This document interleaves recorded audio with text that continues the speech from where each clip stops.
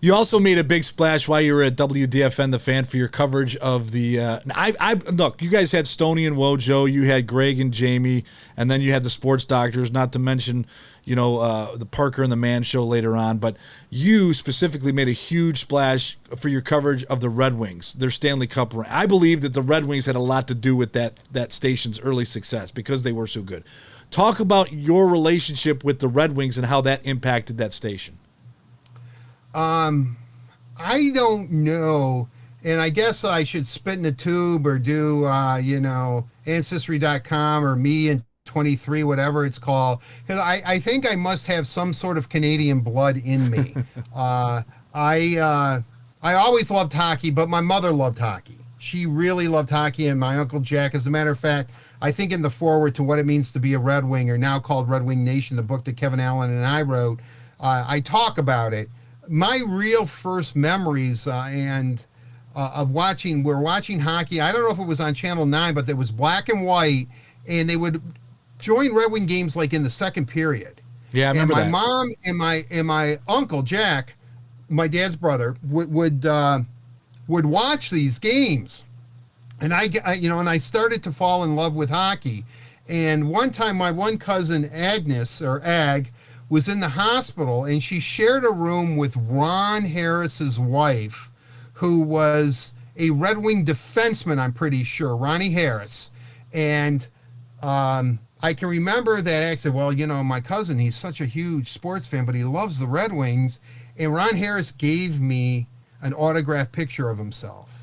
And that was the first autograph I had ever gotten, even though, Mr. Williams lived down the street. It was part of the original Fearsome Foursome, and Mike Lucci and Paul Newmoff and Wayne Walker. I was never a big autograph person to begin with, ever. And so when he gave that to me, I just, I was so overwhelmed and appreciative that an athlete would take the time out and sign this for me. And you can say, Ron Harris, geez, but he was a good player, and I think that's where it really started. I really, really loved the Red Wings, loved hockey, obviously having Gordie Howe. I always tell people, before there was hockey, there was Gordie Howe. If you're from Detroit, you know what I mean, there was just something about the pace of the game, the players that play it, something about the winged wheel, the colors red and white. I have to admit, red's my favorite color, even though you would think blue would be, or maize. Sure. But I just was able to, from the moment I've walked into a locker room, I'm pretty comfortable to begin with, but there was just something that put me at ease there. They're very easy to talk to. I love the game. I've known Steve a long time. They allowed me to, to bust their chops as they're busting mine. And, but I feel really blessed with the Red Wings. I think because when the Winger was around and when the Ilitches bought the team, I used to go and sit in the upper bowl, which was pretty much empty, with like little youth teams that they probably, because they sponsored so many, they probably gave free tickets just to get people in the building. And I can remember, Ron, they had these buckets of beer, I called them. They were like $6, and they were gigantic. And I could drink at 18 in Michigan, And so I would carry these things. It was almost two-fisted, you were kind of doing like that, from some medieval movie, a goblet. But they were huge. And I would sit there, and the Winger would come out, and he would play Red Wings, My Red Wings, that song. That's where that song originated, it when the Winger let him out. Red Wings, and I would be singing. And the more I drank, and I did not drive, my friends, I would sit there, and it would be Red Wings, My Red Wings, power driving, and I would get these little minor league hockey teams or junior teams or whatever they were, pee-wee teams, they were kids. I wasn't that much older than most of them. And I would sing, and I would get them to sing Red Wing, My Red Wings, because when they score a goal, it would come on. And I'd say, the end of the line is, come on, Wings, let's fly. That's how it ends. And I would always say, come on, Wings, don't die, because they were, of course, the dead wings or dead things. There's variations of it, but I would do that. The Brad Park days, I call them. Oh yeah, poor Ted Lindsay, great guy. Aggressive Hockey is back in town. Alex Delvecchio. I mean, they went through a litany of people. They really did. I mean, to me, the modern day architect of Red Wing hockey begins and ends with Jimmy Devellano. That was Mike Ilitch's, or the Ilitch family, Mrs. I and Mr. I. That was their first hire. Look at just look at his hockey tree of all the people that have gone on to different jobs and run different teams, or the people that he's, that are under his wing, no pun intended. Jimmy Devellano is an extraordinary hockey man. And so when I got to DFN, I wanted to do the Ice Time show. I wanted to do a hockey show, and I know that Lorna and Rich, they didn't realize how big of a sport hockey is. But when you have arguably the greatest player of all time in Gordie Howe, and arguably the greatest goaltender of all time in Terry Sawchuk, and now, although that wasn't the case in the beginning, perhaps the greatest defenseman of all time in Nick Lindstrom. I mean, this is an iconic franchise. It doesn't get better. No American team has won as many cups as the Red Wings. They have 4 or 5 guys who are 1,000-point scorers. If Sergei didn't leave, which I still think he regrets, he would have been a 1,000-point scorer for them. For 10 years, I'm sorry, for 10 years, they were like the Yankees of the NHL. There's really no question. There's no question. I mean, they are, you add up all their championships, it's more than the other 3 professional teams combined. I mean, they are definitely a standard that really is professional sports-wise. It doesn't get much better than the Red Wings, record-wise, championship-wise, and iconic players that they have had. I don't think, and the Tigers have had a slew of them too, and the Pistons have had many great players, and, certainly the Lions have had their fair share too. I'm not going to, Joe Schmidt invented the middle linebacking position, essentially. I know my Detroit history. Yeah, Bobby Lane, I think we all are in agreement. Who wouldn't want to party with Bobby Lane?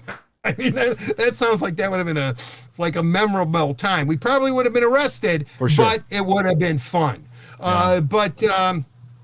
So I think that was it. So when I got on the radio, and I also worked at WLLZ for a time, before DFN, and there was a guy, Andy Savage, who was a rock jock there, who got to know Darren McCarty really, really well. And so he got to know Darren, and I got to know Darren. He got to know Darren in his rookie year. And I can remember when because Darren was fighting all the time, and the jersey wasn't a tie down, and Darren's beating on to some guy, and the guy would rip off his jersey, and then Darren would go and sit in the box, and he would have Savage Radio on, a Andy Savage t-shirt. Savage Radio was black with yellow, Savage Radio. I can remember Scotty going up to me, and and I love Scotty Bowman. I mean, he treated me well. He did a lot for my career. He always took me aside and would ask me questions, and he would bust my chops a little bit. I would play games with him. He's really into hockey cards. Every time I really wanted to ask Scotty something, I would ask him about hockey cards first, and then he'd go on. There was time that they were tall ones, and I go, Scotty, you remember those tall hockey cards? And he'd go, oh, you mean the tall boys? And then he would light up, and I could ask him anything, but that's so cool. But my point being is that he would say, all right, he goes, and I have to clean this up, obviously. What the heck is Savage Radio? What is that? What is that?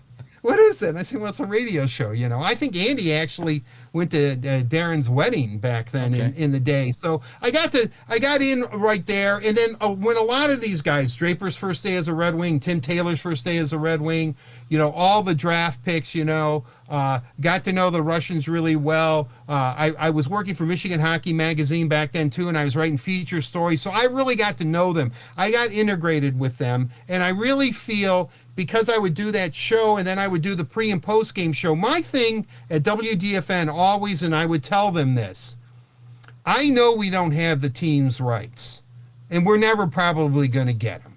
It's way too much money for who we're working for. But what we can do, and what we should do, and what our goal should be, is we should be where they go before and after the game's the audience. We should be must listening. Yeah. And you were. And I think we did accomplish that, and I think, granted, the Lions post games and the Red Wing things, I stayed on all night when they won. Yeah, I was going to ask you about that. Just segue right into that, Art, because that is infamous in this town. When you went on all night after they won the cup. There was a point, Darren McCarty, almost to a point of embarrassing me, always says Art wasn't a media guy. He was kind of part of our team. But I think he means that like I was like their little mascot kind of part. Hey guys, let's win, that kind of guy. I don't think I was that way. I always try to be true to being a reporter, but knowing in radio as a personality, I can blur the lines a little bit. Yeah. I came up with, for Christ's sakes, go out and play some hockey. And that was not said in affection. Yeah. I was pissed. They lost to St. Louis, a team they never should have in the playoffs. And, Terry Foster tells a pretty good story about that because I was with Terry. We were doing the Sports Doctors when I went off the hook. But there were times during the playoffs, Scotty would have a clock, 30 minutes, and then and I think it was just to get Keith Gabe all upset. And then would say, okay, time to go. Okay, media, time to go. And I don't know. I guess I'm happy and proud about this. I never had to leave. Well, Greg Henson is referred to you as even though you were older than a lot of guys, they treated you like their little brother. Is that pretty accurate? I never had to go. I never had to go. Yeah, I was older than these guys. Brendan Shanahan, till this day, still thinks I'm his age. And I'm a little bit older than Brendan. Not much, but I still am. But. Another thing is that I've always had a really good relationship with Steve Yzerman because I have enormous amounts of respect with him. I don't think that there is an athlete on the planet who has a higher tolerance for pain and playing through pain than Steve Yzerman. I can't argue with that. And so but with Steve, he comes at you. And you have to go right back at him. You know what I mean? Give me an example, Art. Can you give me an example? Well... Without telling too much, without speaking out of school too much. One time, this was a time where I was saying something because I was always hanging like Marty LaPointe, Drapes, Malpe, Darren. I like that kind of group of people. The sweet, and Steve always, he had a stall where Marty LaPointe sat next to him, but it was like two people. Okay. That was it. Then they had a change room, and then it was the locker room. So Steve was kind of, and then there was a big hallway that they would walk out to, their dressing room, and then the goalies were there. So Steve was kind of off. Sure. But it was a perch where he could see everything that was going on in the room. He was the captain. So he would just sit there and be quiet and just look. And whenever Steve spoke, trust me, they listened. And I was sitting there. I don't know what I was doing or what I was saying or going on with. Obviously it was Draper and Malpe and Marty and Darren. I was and they're I mean, it could have been talking about 24. They were all into 24. Great show. And 24 went, and so guess what? I was into 24. Yeah. I would walk into the room after a 24 episode the next day. I wouldn't even ask hockey questions. Can you believe Jack Bauer shot that guy in the leg? We used to have a drinking game every time we'd have to drink every time Jack Bauer would say, "This is Jack, I need you to do something for me." We drink. Yeah, right. Yeah. Little did we know that Chloe was from Detroit. Right. And so, I mean, it was just, and I would say all that kind of stuff. Well, he got up and he was walking into the trainer's room or something, and he comes up to me and says, if you really believe that, or if you have the guts, and I can't exactly remember specifically, he goes, why don't you go on the radio and say that? He goes, and you'll be my favorite media person of all time, Art. That's what Steve says to me. I go, Steve, I'm not already? And he goes, well, what do you mean? I go, well, haven't you been listening? And he goes, no, and he was hurt, so he wasn't playing at the time. Sure. I said, every day on the air, I try to mention you 2 or 3 times. Again, I have to clean it up. So people don't forget who the bleep you are. You know, and obviously they're not going to forget him because he's Steve Yzerman, the captain of the team. And he looked at me and he said, you... And he turned around and then he just started laughing. You know, I thought that was a pretty good line on my part really, really quickly, you know, but you have to do that with him. Yeah. And, you know, and I think over the years, I mean, I still get people when we do the Zooms and I'm asking him questions, he answers everything I ask him. And I can joke with him and laugh with him and, you know, but that comes down to decades of knowing him, respecting him as a player and as a man and everything that he does. I mean, Steve Yzerman is a very, very measured, no nonsense, focused guy. But there's also a side to him that is completely, for lack of a better term, hilarious. And I think that all of that together, hopefully I'm answering your question right. Oh, you are. I go on about this. I feel very honored and very privileged that I'm as close to that team as I am, you know, and I tell people, you know, I know sometimes maybe you don't cross the line, you try not to, and I do try to keep the journalistic principles in check, and when I need to, I try to be, you know. You're a journalist, right? Yeah, you know, I try to be, but at times I've crossed the line a little bit with the Wings and you know, you've Bob Uford it. You've been Bob Uford for the Red Wings. I think in a way, I really think as far as like my inspiration to be radio or what I did was Bob Uford for sure. And also those Jack Benny albums I talked about.